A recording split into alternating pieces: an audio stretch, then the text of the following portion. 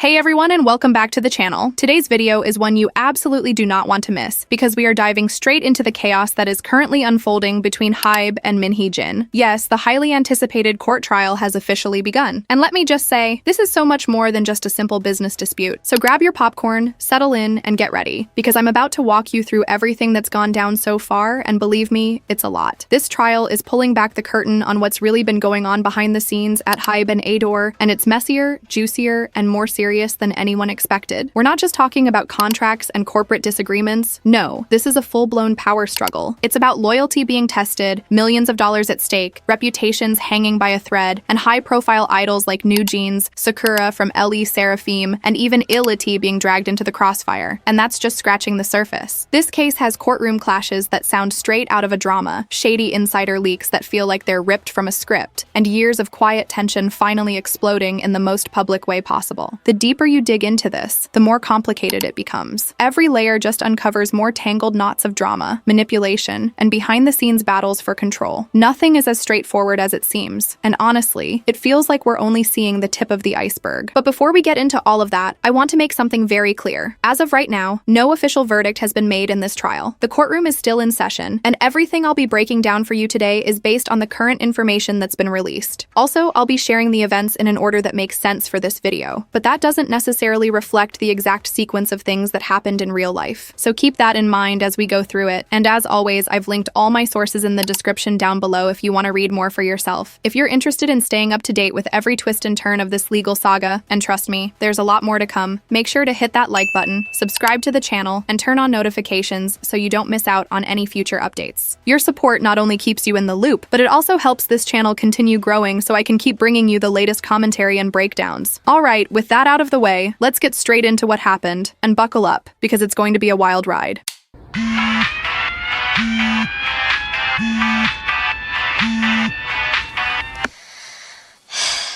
So before we dive headfirst into all the chaos and courtroom drama, we need to set the stage with a bit of background to really understand what's at stake here. Let's rewind for a moment to November of last year. That's when former Ador CEO Min Hee-jin officially notified Hybe of his decision to exercise the put option tied to his shares in Ador, a move that immediately set off alarm bells and added fuel to an already simmering fire. Now, if you're wondering what a put option even is, don't worry, I've got you. In basic terms, a put option allows a shareholder, in this case, Min Hee-jin, to sell a portion of their shares back to the company at a pre-agreed price based on a specific formula. And here's where the math comes in. The value of Min's put option is calculated using the average operating profit of Ador for the past 2 years, 2022 and 2023. That number is then multiplied by 13 and divided by the total number of issued shares to figure out the value per share. When you crunch those numbers, the amount Min would be entitled to receive from this put option clocks in at around 26 billion won. That's no small amount, and definitely not something Hybe would let go of without a fight. What's also important to note here is the financial growth of Ador, and more specifically, Newjeans, over this time. In 2022, Ador was still operating at a loss, reporting a 4 billion won deficit. But then came 2023, and boom, Newjeans exploded in popularity, completely flipping the financial narrative and bringing in a jaw-dropping 33.5 billion won in operating profit. That leap is what supercharged the value of Min Hee-jin's shares and made that 26 billion put option possible. According to the original shareholder agreement that Min and Hybe entered into, Min holds an 18% stake in Ador. Out of that, she's allowed to exercise the put option on 13.5%, which equals about 75% of her total shares. Seems straightforward, right? Well, not exactly. This is where things start to unravel. Hybe and Min Hee-jin are now locked in a bitter, ongoing tug-of-war over the validity of that very shareholder agreement. Hybe claims the agreement is no longer valid and insists that the put option is effectively dead because,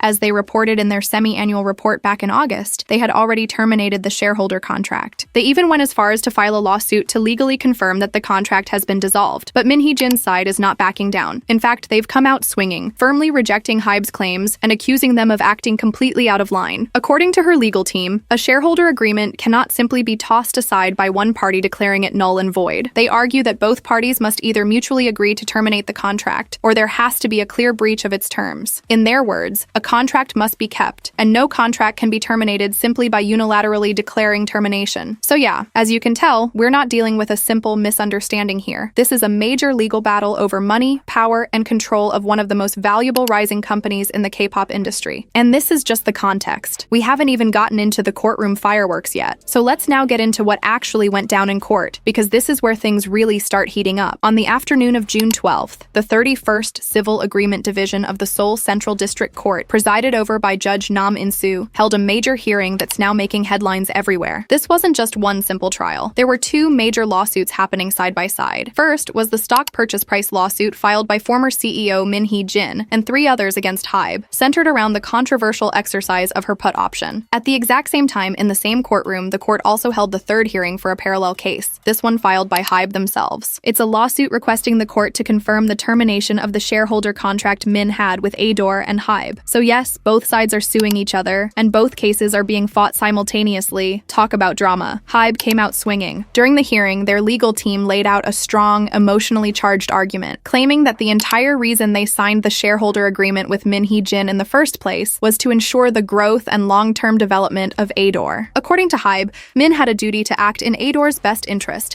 and to avoid doing anything that could harm either Adore or Hybe itself, but instead, they allege, she completely violated that obligation. They claimed that based on an internal audit conducted in April last year, they found clear evidence suggesting that Min Hee-jin was planning to steal Newjeans, Adore's only artist and biggest moneymaker. Because of this alleged betrayal, Hybe stated that the shareholder contract had already been legally terminated, and since the put option relies on the existence of that contract, it too should be considered invalid. In other words, no contract, no payout. Hybe's lawyer didn't hold back when describing how they saw Min's actions. They pointed out that Min took in 2.7 billion won in salary in a single year, all while allegedly working behind the scenes to lower Adore's value and take Newjeans with her. They argued that the shares she currently holds were only worth as much as they are, around 27.6 billion won, because of her position and the company's value before all of this drama began. To them, the situation is completely unfair and unacceptable. They also brought up a call option clause, which would have allowed Hybe to buy back Min's shares if she was found to be in breach of contract. Hybe claimed they already exercised this call option, meaning Min shouldn't be able to use her put option anymore. They even said that through their audit, it was clear Min was planning to leave Hybe entirely, and they also mentioned the emergence of plagiarism allegations, which they submitted as written evidence. Things got even more heated when Min's legal team objected to this evidence being disclosed, prompting Hybe to fire back that this information was already widely reported in the media, so trying to keep it private now didn't make sense. They insisted that this wasn't just a corporate conflict. It was about intentional sabotage, and they had no plans to back down. And then came one of the most intense parts of the argument. Hybe directly accused Min of deliberately stirring up tension involving Newjeans' parents. They claimed that Min had provoked the members' parents by feeding them suspicions and encouraging protest from within. According to Hybe, she even went so far as to have Adore's vice presidents draft emails on the parents' behalf, pretending they came from the parents themselves. They explained that the former VP of Adore allegedly began the process by attaching specific clauses from the members' exclusive contracts, deciding who the protest emails would be sent to, and even discussing replacing that vice president with someone else, one she preferred, despite their short tenure at the company. Hybe went further, saying their audit uncovered specific mentions of the members' parents by name, and they demanded to know how that kind of information could exist, and yet not be investigated by the other side. One Hybe representative even called the call option a penalty option, used only in extreme cases, and said it was completely justified. They claimed that Min's side trying to deny the contract termination was just wishful thinking. Another Hybe rep then doubled down, saying this entire case centers on Min Hee-jin while serving as CEO of Adore, allegedly trying to steal Newjeans, the group that not only represented Adore's entire artistic identity, but was also their only real source of income. They argued that Min wasn't acting in the group's interest at all, but only in her own personal interest. They also questioned how anything related to the alleged attempt to steal Newjeans could be considered private, especially since similar details were revealed during previous presentation, PT stages, and no objections were raised then. They claimed Min and her legal team were only challenging it now because her own potential criminal punishment is at stake. In their words, she sacrificed Adore, Newjeans, and even Hybe itself for her personal gain, and we are going to continue proving it. But of course, Min's side wasn't going to just sit there and take those accusations. They pushed back hard against Hybe's narrative. First, they pointed out the timeline doesn't even add up. They argued that the shareholder contract was officially terminated on July 8th, and Min didn't leave the company until November. They also stated that Newjeans only announced the termination of their exclusive contracts at the end of November, meaning the entire claim that she tried to steal Newjeans didn't align with the facts. As for for Hybe's suggestion that Min masterminded a purge of Newjeans after her dismissal, Min's side said that wasn't the case at all. They explained that as this legal war broke out, and as the shareholder contract was being ripped apart, Min was being dismissed, her injunction was rejected, and she ultimately resigned. Newjeans were left in limbo. They described the group as orphans, abandoned by their company, receiving no proper care or protection, and with no management actually looking after their interests. Min's team said this was why Newjeans eventually made the decision to leave in November, because they simply wanted to work under proper, stable management again. They ended by questioning the legitimacy of Hybe's so-called evidence, calling it inappropriate and lacking proper evidentiary weight, suggesting that much of it was either misinterpreted or being taken out of context in an attempt to paint Min in a negative light. But trust me when I say things did not stop there, because what happened next just took the trial to a whole new level of drama. If you thought this was just a business clash over some contracts and shares, buckle up, because Min Hee-jin dropped names, big names, and not just casually. She called out Sakura from Ellie Seraphim and even dragged Illit into the courtroom narrative, stirring even more controversy and confusion. Let me break down how we got to this point. So, continuing on the same day, the court moved forward with handling the lawsuit regarding the termination of the shareholder contract. The judge first asked both sides whether they were ready to conclude their arguments, and also brought up Hybe's consideration of calling in witnesses and releasing internal PT, presentation materials, as part of their evidence. But here's where things already started to heat up. The judge expressed clear concern, saying there may be serious controversy if the PT materials, which contain sensitive and controversial content, are presented in an open court. This wasn't just routine documentation. It hinted that what's inside could cause a storm if made public. Hybe's legal team responded firmly, saying they had no problem presenting problematic Kakao Talk messages as official evidence. But Min Hee-jin's side immediately fired back, arguing that the Kakao Talk content Hybe submitted actually included brand new messages that had never been approved or accepted as formal evidence before. So right off the bat, both sides were clashing over the legitimacy of what could and couldn't be included in court, setting a very combative tone for the rest of the hearing. Hybe then doubled down on their core argument that Min Hee-jin's shareholder contract must be terminated because she had failed to uphold her responsibilities as laid out in that agreement. According to Hybe, the original purpose of the contract was to allow Ador to grow and succeed, but instead, they claimed Min did the opposite by allegedly orchestrating a plan to steal Newjeans, who are not just any artist, but Ador's only artist and their single largest source of income. They said, if you just look at the materials from that period, you'll clearly see how she planned it all. Hybe then pointed out that in 2024 alone, Min was paid a massive 2.7 billion won in salary. Yet during this time, they say she was actively plotting to undermine the value of Ador while secretly making moves to take Newjeans away. And now, despite all of this, she was demanding that Hybe buy back her Ador shares for an estimated 27.8 billion won, based on the valuation from when she was still in charge. Hybe called this completely outrageous and emphasized that if a contract violation was proven, they would absolutely exercise the call option to forcibly reclaim her shares. Of course, Min Hee-jin's legal team wasn't going to let that slide. They vehemently denied the allegations about stealing Newjeans and argued that the timeline didn't even make sense. They clarified that the injunction was filed in May, while the shareholder contract was officially terminated in July. And then even after that, Newjeans still performed their Tokyo Dome concert. They pointed out that at the time of the injunction, discussions were mainly around Ador potentially becoming independent from Hybe and possibly privatizing Newjeans, but nowhere in those talks was there any actual claim of stealing the group. That specific accusation, they said, only appeared much later, after the lawsuits were already in motion. To them, this sudden change in Hybe's narrative was highly suspicious. Min's side went even further, describing Hybe's version of events as a fictional novel built from private conversations. They accused Hybe of creating an exaggerated storyline based on speculation and unverified chat logs. And then came one of the most jaw-dropping rebuttals. Min's team pointed out that Hybe was now retroactively claiming that since Min joined the company, she had already been planning to steal trainees and eventually create her own girl group with Hybe's money, and that she had somehow seen all of this coming. To expose how illogical they found that argument, Min's side sarcastically asked, if Hybe's story is true, then are they seriously claiming that back in January 2019, 5 years before any of this surfaced, Min already knew that Hybe and Source Music would debut Sakura and other trainees? Are they really saying she knew exactly who would debut and that she would split off with them one day? In other words, they were pointing out how absurd it would would be for someone to have planned something so specific and long-term that early on. Then, they addressed the Illit controversy, which has been a major talking point online. Min's legal team essentially said that similarities between Illit and Newjeans, and the way fans have been accusing Illit of copying Newjeans' concept and aesthetic, are things that could never have been predicted years ago, nor were they part of some grand conspiracy. These things only became controversial recently, long after the original contracts and management plans were made. So at this point, what began as a legal dispute over shareholder rights has spiraled into a full-blown courtroom saga involving accusations of intellectual property theft, management manipulation, and now idol group drama that reaches all the way to Ellie, Seraphim, and Illit. The fact that this trial is unearthing these kinds of connections and throwing so many big names into the mix shows just how deep the cracks run between Hybe and Ador. And as both sides keep coming forward with even more bold claims, it's becoming clear this isn't just a lawsuit. This is a battle for the future of one of the most powerful entertainment companies in K-pop. So let me break it all down for you and really sum up what this explosive trial is all about. At the heart of everything, Hybe's argument is pretty clear. They believe that the shareholder contract Min Hee-jin signed was never just a formality. According to them, it was designed with one goal in mind, to ensure the stable growth and long-term success of Ador. But in Hybe's eyes, Min Hee-jin betrayed that mission in every way possible. They're accusing her of orchestrating a secret plan to steal Newjeans, Ador's only artist and the backbone of the label's entire brand. Hybe claims she went behind their backs, not only allegedly undermining the company from the inside while still cashing in a massive $2.7 billion salary, but also manipulating the parents of the Newjeans members by coordinating protest emails. Emails that, they say, were carefully crafted by Ador's own vice presidents under Min's direction. They even go as far as to say that she was quietly laying the groundwork for Ador's independence from Hybe and using Hybe's money to fund a rival group in secret. To Hybe, this wasn't just a breach of trust. It was a betrayal that triggered the call option clause in their agreement, giving them the right to reclaim her shares without paying her the 27 billion won she's demanding through her put option. And they didn't come to court empty-handed. Hybe presented audit reports and alleged Kakao Talk messages as core evidence to prove their claims. But of course, Min Hee-jin's side isn't backing down. In fact, they're doing the complete opposite. Min's legal team flat out denied every single one of Hybe's accusations. They argue that the shareholder contract simply can't be terminated by Hybe alone. According to them, a contract like this requires mutual consent or proof of an actual violation, not just one side deciding unilaterally to end it. And most importantly, they insist that the entire stealing Newjeans storyline didn't even exist until after she began taking legal action. They point out that she filed for an injunction in May. Hybe announced the contract termination in July, and Newjeans didn't even leave until November. The timing, they argue, completely contradicts Hybe's accusations. If she really was plotting to steal the group, why would there be months of Ador activities and concerts in between? But they didn't stop there. Min's side also called out the validity of the so-called evidence. They say that the Kakao Talk messages Hybe submitted were cherry-picked, misleading, and in some cases not even formally accepted into court. They also criticized Hybe's entire case, describing it as a fictional narrative spun together from private conversations, painting Min as a mastermind of some grand conspiracy, when in reality she was just trying to protect Ador's artistic direction and seek independence from a company that, in her eyes, was compromising it. And then comes the wild card, Illit and Sakura. Hybe claimed that Min was plotting all of this even back in 2019, using Sakura as part of a broader plan to shape the future of K-pop under her own control. But Min's side shut this down hard, saying that it's unreasonable and even ridiculous to assume anyone could have known what groups would debut years in advance, or predict something as recent as the Illit copying controversy. These were things that only came to light long after the supposed plans Hybe claims existed. So when you strip back the layers of legal terms and technical jargon, what is this trial really about? It's about money, power, ownership, and above all, trust. Hybe believes Min Hee-jin violated that trust, broke her agreement, and should be punished for it, not rewarded with a multi-billion won payout. On the flip side, Min Hee-jin sees Hybe's actions as retaliation, a narrative that was rewritten and weaponized using private conversations to paint her as the villain after she dared to challenge the system and assert her independence. This isn't just a court case, it's a battle for control, for reputation, and for the future of one of K-pop's biggest forces. And as both sides dig in deeper with each round, it's clear this isn't ending anytime soon. The outcome of this trial won't just impact Hybe and Ador, it could change the way artists, producers, and executives operate across the entire industry. But now let's shift gears and focus on a particularly interesting part of Min Hee-jin's defense, her insistence that the accusations about Illit copying Newjeans and the alleged plan involving Sakura from Source Music are completely unfounded and, as she claims, impossible to predict back in 2019. On the surface, this might sound like a solid rebuttal. She argues that there's no way she, or anyone, could have foreseen the complex complex developments that would happen years later, the move toward Ador's independence, the rise of Illit, or any of the specific accusations of concept copying. And yes, at first glance, that sounds like a logical argument. Who in 2019 could have predicted the exact dynamics of the K-pop landscape in 2024? But here's where things get a little more complicated, because when you look at it more critically, this kind of defense isn't entirely bulletproof. In fact, it can be seen as sidestepping the actual issues that are being debated in court. By anchoring her denial on the impossibility of prediction 5 years ago, Min Hee-jin might be inadvertently ignoring the real crux of Hybe's accusations. The core of the conflict isn't necessarily about what she planned in 2019. It's about what she may have done or facilitated in the years after, especially as her influence at Ador grew and tensions with Hybe escalated. In reality, intentions evolve, and so do strategies, especially in the entertainment industry where the dynamics shift rapidly. What may not have existed as a plan in 2019 could have easily taken shape in 2022, 2023, or 2024. And that's exactly where Hybe is focusing its legal strategy, on recent actions, not historical intentions. The contract disputes, the alleged manipulation of Newjeans' parents, the controversy over artistic copying, the alleged preparation for Ador's independence, all of these surfaced years after 2019, and that's what makes Min Hee-jin's line of defense seem almost too convenient. She's pointing backward at a time when none of these problems had materialized yet, but the court is asking her to explain what happened after all of it started to. So when Min Hee-jin says that things like Illit copying Newjeans or any strategic plans involving Sakura were impossible to predict back in 2019, she's not necessarily answering the bigger question. Did these events or choices happen later? And if so, was there any misconduct involved? Instead of tackling that head-on, her argument focuses on dismissing the entire basis of Hybe's claims by labeling them as unrealistic or fabricated, which can come off as more of a deflection than a solid denial. And from a legal standpoint, that's a weak position to hold. Courts care far more about the evidence of what happened than theoretical timelines about when something could have been predicted. So by failing to address whether there was any wrongdoing after 2019, she risks making her argument look like she's avoiding the real issue. Hybe, on the other hand, is building their narrative on concrete developments and specific instances, not what was or wasn't predictable in the distant past. So ultimately, this whole angle of her defense might not be doing her many favors. It doesn't dismantle Hybe's current accusations or explain away the controversies that are now unfolding. And the fact that Hybe continues to provide detailed audit findings, internal communications, and updated filings that point to ongoing issues, not just historical grievances, only makes this defense look even weaker. But that's where things stand for now. And honestly, this entire trial just continues to spiral with new updates and twists every other day. So that's it for today's breakdown. But if you found this update interesting or helpful, make sure to subscribe to the channel and turn on notifications so you never miss a thing. Thank you so much for sticking with me until the end. And as always, I'll see you in the next one. Bye for now.